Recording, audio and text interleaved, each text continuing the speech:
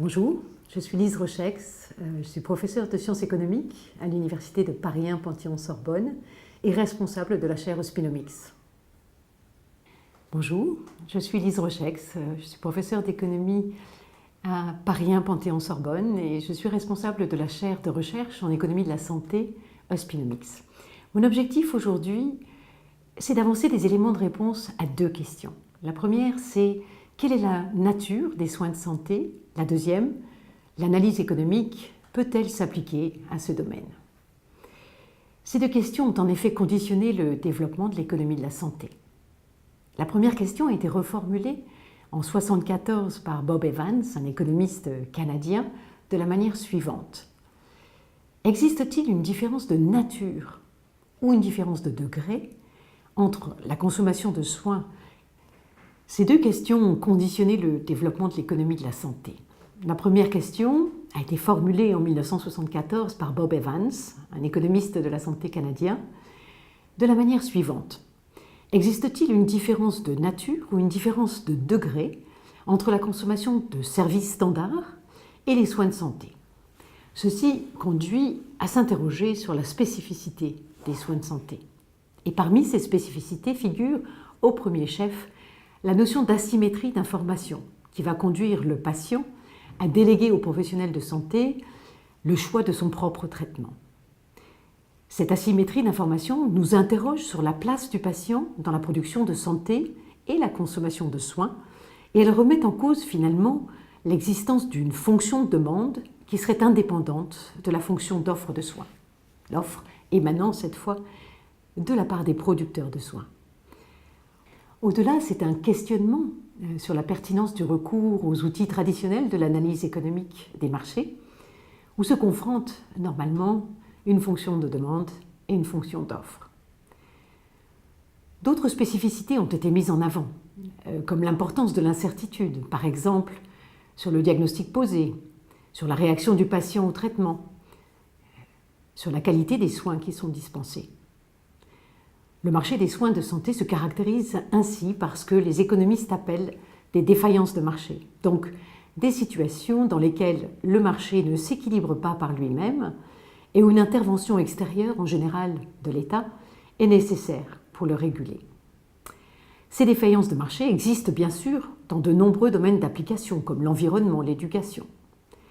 Au fil du temps, et en réponse à la question initiale de Bob Evans, les économistes ont conclu qu'il n'y a pas de différence intrinsèque entre les soins de santé et d'autres biens et services, donc pas de différence de nature, mais bien plutôt une différence de degré, à savoir que ce qui caractérise ce marché des soins de santé, c'est la conjugaison de ces défaillances de marché qui rendent l'application.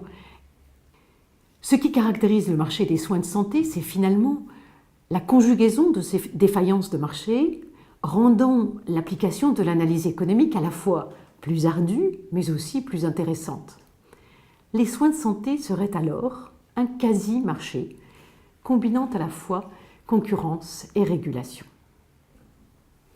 Ces défaillances de marché existent dans de nombreux domaines d'application, comme l'environnement, l'éducation.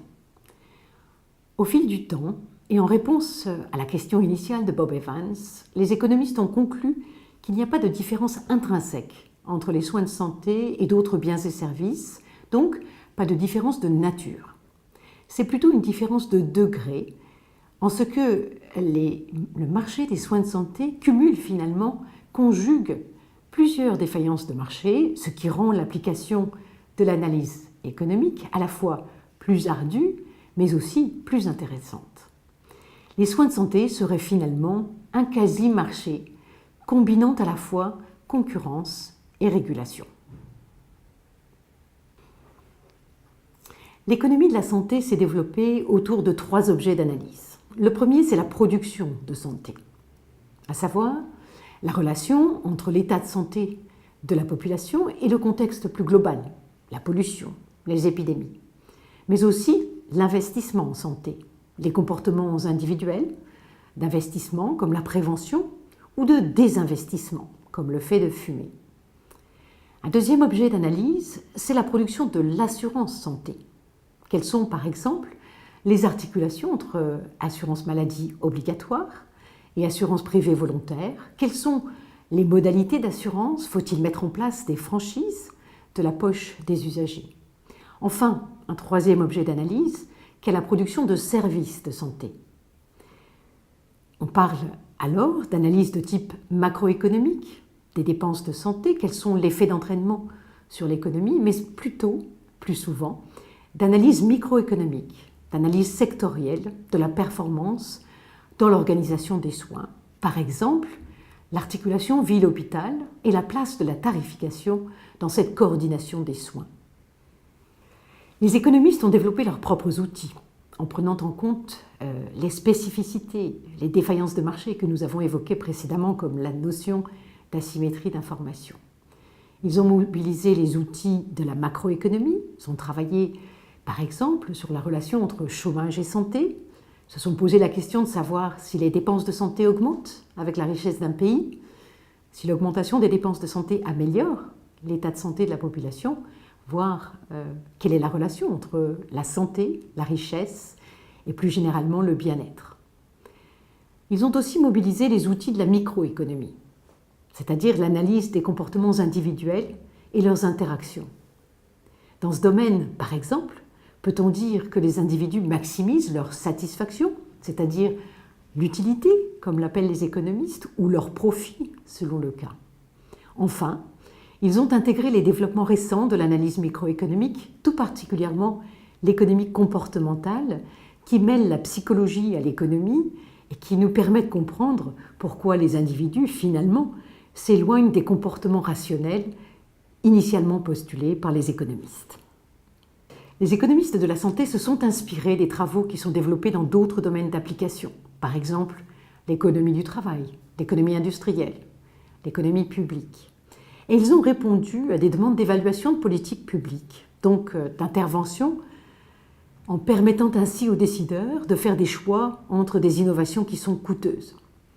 C'est l'un des domaines dans lequel l'analyse économique s'est le plus développée, en appliquant le calcul socio-économique, c'est-à-dire l'analyse comparée des bénéfices et des coûts d'une intervention à différents niveaux. Ça peut être au niveau de l'hôpital, de la région, au niveau national ou au niveau international.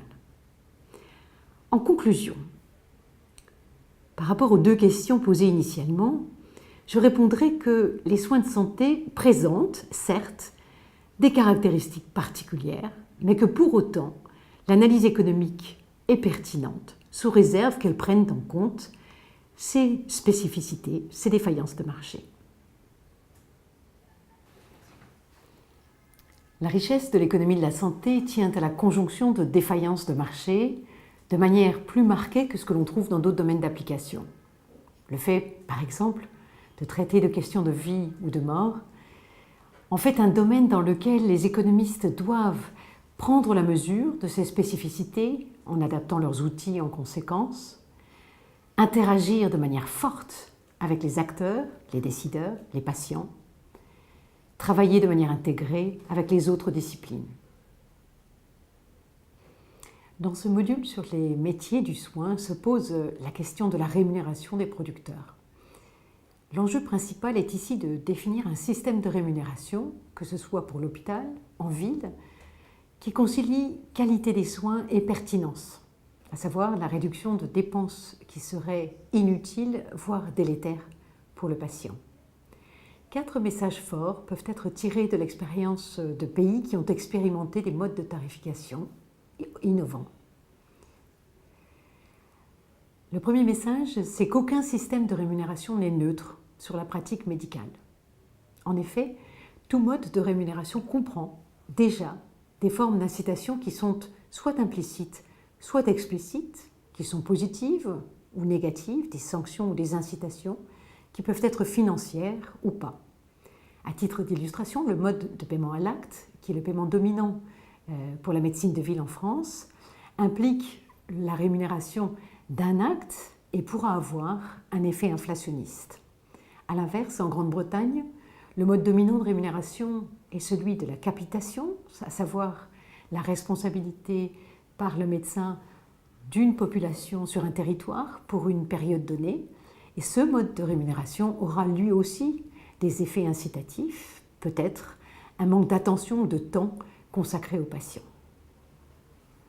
Les travaux économiques montrent qu'en théorie, la symétrie d'information qui est ici entre le producteur de soins et le patient nécessite de mettre en place des incitations à la performance, ce qu'on appelle des schémas mixtes de rémunération. Ce que l'on constate sur l'ensemble des pays qui ont été étudiés, c'est une convergence des systèmes de rémunération vers une forme mixte de rémunération qui va inclure à la fois une partie incitative indexée sur les résultats et une partie qui prend en compte les coûts, ce peut être des coûts financiers ou les coûts en temps qui sont associés à la production de cet acte par exemple. Le deuxième point important en retour d'expérience, c'est que les incitations financières sont toujours à double tranchant. Elles vont certes permettre d'inciter les agents, en l'absence de possibilité de contrôle, mais en même temps, elles peuvent avoir des effets très différenciés selon les individus. Dans le domaine de la santé, plus que tout autre, la dimension d'altruisme est très forte. C'est ce qu'on appelle les motivations intrinsèques. L'importance que l'on peut attribuer au fait de faire son travail, de le faire pour des patients, ces motivations intrinsèques étant très fortes, la mise en place de motivations extrinsèques, c'est-à-dire des motivations financières, peut avoir ce qu'on appelle des effets d'éviction des motivations intrinsèques. Le troisième point de retour d'expérience, c'est que tous les schémas de rémunération mixtes, quels qu'ils soient, que l'on pourra mettre en place, feront l'objet de ce qu'on appelle du gaming, c'est-à-dire des comportements stratégiques qui sont adoptés par ceux qui sont touchés par cette rémunération, qui sont des comportements stratégiques qui peuvent conduire à contourner la réglementation ou le système mis en place. Et ces effets ne peuvent qu'être en partie anticipés. Par exemple, si l'on met en place des incitations financières sur une équipe plutôt que sur un individu, il y a ce que l'on appelle un risque de free riding, c'est-à-dire que certains seront des passagers clandestins et travailleront beaucoup moins que d'autres qui vont assumer la responsabilité pour l'équipe.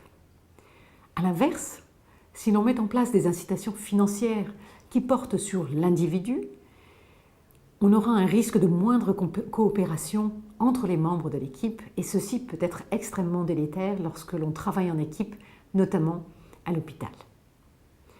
Le quatrième point important de retour d'expérience, c'est l'importance de rechercher finalement des modes incitatifs de rémunération qui seront véritablement respectueux des missions premières des professionnels de santé.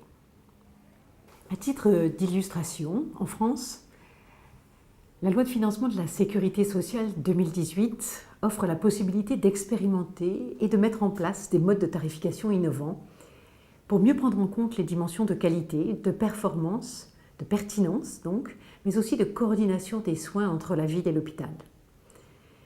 À ce stade, quelques conditions peuvent être avancées au moment de la construction de ces schémas incitatifs de rémunération au parcours de soins, donc incluant les soins de ville et les soins hospitaliers.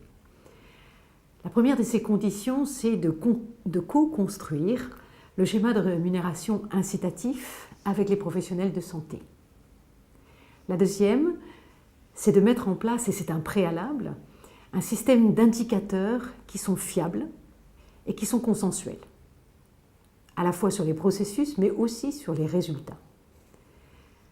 Le troisième, c'est de mettre en place des mécanismes qui empêcheront la sélection, par exemple des patients les moins graves, les moins sévères, la réduction de la qualité des soins ou bien la substitution vers des activités qui seraient moins productrices de santé. La quatrième réflexion ou condition à la mise en œuvre de ces mécanismes incitatifs, c'est véritablement, en tout cas pour l'hôpital, de préférer les incitations qui portent sur l'équipe plutôt que sur l'individu et de combiner les incitations financières et non financières, par exemple de type organisationnel. Enfin, et ceci est un véritable sujet, c'est de définir préalablement les conditions de partage des gains éventuelle de productivité entre les acteurs qui sont associés dans ce parcours de soins. Vous l'aurez compris, ce chantier ouvre de belles perspectives pour les économistes de la santé.